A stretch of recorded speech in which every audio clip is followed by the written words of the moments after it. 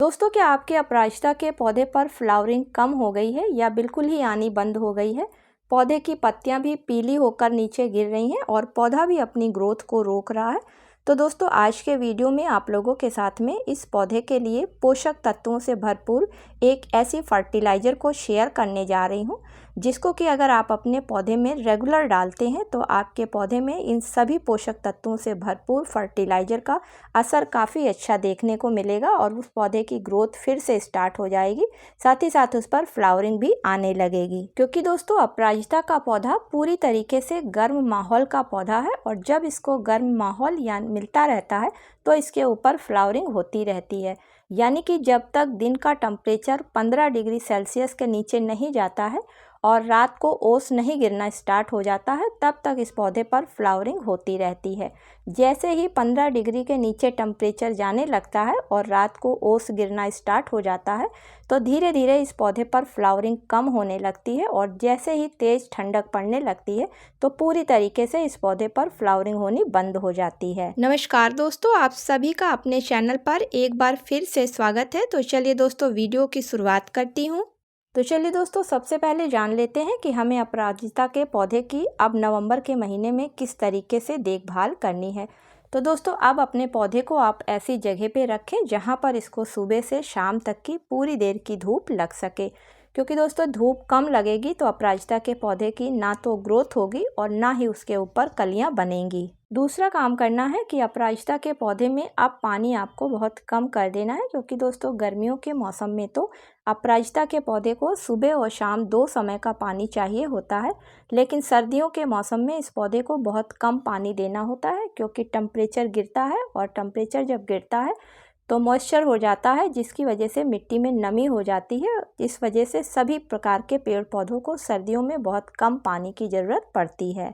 अगला काम करना है कि अगर आपके पौधे पर पूरी तरीके से ग्रोथ रुक गई है, पत्तियां पीली होकर नीचे गिर रही हैं, तो दोस्तों आप अपने पौधे की अच्छी तरीके से प्रूनिंग कर दें।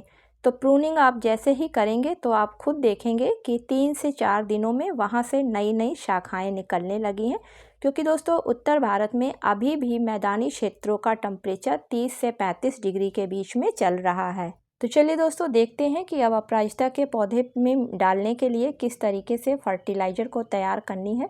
तो यहाँ पर फर्टिलाइज़र को तैयार करने के लिए आपको सूखे केले के छिलकों की ज़रूरत पड़ेगी, चाय की पत्ती की ज़रूरत पड़ेगी, साथ ही साथ आपको 1 चम्मच हल्दी पाउडर की ज़रूरत पड़ेगी, क्योंकि केले के छिलकों में काफ़ी अधिक मात्रा में पोटेशियम पाया जाता है, जो कि पौधे की ग्रोथ को तेज़ी से बढ़ाएगा। इसी के साथ में जब इसका इस्तेमाल अपराजिता के पौधे पर करा जाता है तो पौधे पर कलियां जल्दी बनने लगती हैं। साथ ही साथ केले के छिलकों की बनी हुई फर्टिलाइज़र मिट्टी में नमी को बनाकर रखती है, जिसकी वजह से पौधे मिट्टी से पोषक तत्वों को अधिक मात्रा में लेकर पौधे तक पहुंचाते हैं और उस पौधे पर फ्लावरिंग जल्दी स्टार्ट होती है। चलिए दोस्तों, देखते हैं कि किस तरीके से इस फर्टिलाइज़र को तैयार करना है। तो सबसे पहले एक प्लास्टिक का साफ़ बर्तन ले लें और अब उसमें आप 1 लीटर पानी डाल लें। साथ ही साथ उसमें 2 सूखे केले के छिलकों को छोटे छोटे टुकड़ों में कट करके डाल दें। कट करने से पौधे में फर्टिलाइज़र देने के लिए जल्दी तैयार हो जाएगी। अब इसमें दूसरी चीज़ डालने के लिए आप 1 चम्मच फ्रेश चाय की पत्ती को ले लें। तो दोस्तों फ्रेश चाय की पत्ती में नाइट्रोजन, फास्फोरस, पोटेशियम, कैल्शियम के साथ साथ मैग्नीशियम और बहुत से पोषक तत्व पाए जाते हैं और जब इसका आप अपराजिता के पौधे पर इस्तेमाल करेंगे तो चूँकि इसमें 4% के करीब नाइट्रोजन पाई जाती है, जिसकी वजह से अगर आपने अपने अपराजिता के पौधे की प्रूनिंग कर दी है तो उसके ऊपर नाइट्रोजन की वजह से बहुत जल्दी ब्रांच आनी स्टार्ट हो जाएंगी, साथ में पौधा भी ग्रोथ को स्टार्ट कर देगा। अब इसमें तीसरी चीज़ आपको जो लेनी है वो आधा चम्मच हल्दी पाउडर लेना है। तो दोस्तों हल्दी पाउडर में विटामिन सी काफ़ी अधिक मात्रा में पाया जाता है। इसी के साथ इसमें मैग्नीज, आयरन जैसे पोषक तत्व भी पाए जाते हैं। साथ ही साथ हल्दी में एंटीऑक्सीडेंट गुण काफ़ी अधिक मात्रा में होते हैं, जिसकी वजह से जब सर्दियों के मौसम में पौधे पर इस्तेमाल किया जाता है या किसी भी मौसम में इसका इस्तेमाल पौधे पर किया जाता है तो पौधों में किसी तरीके के रोग नहीं लगते पाते हैं, पौधों में रेजिस्टेंस पावर बढ़ जाती है, जिसकी वजह से पौधे अच्छी तरीके से ग्रोथ करते हैं और हरे भरे बने रहते हैं। अब तीनों चीज़ों को अच्छी तरीके से मिलाकर आप कम से कम 2 दिन के लिए ऐसे हवादार जगह पर रख दें, जहाँ पर इसको बराबर की हवा लगती रहे। 2 दिन के बाद में आप देखेंगे कि आपकी जो फर्टिलाइज़र है वो पूरी तरीके से बनकर तैयार हो गई है और उसके ऊपर एक लेयर सी इस तरीके से आ गई है।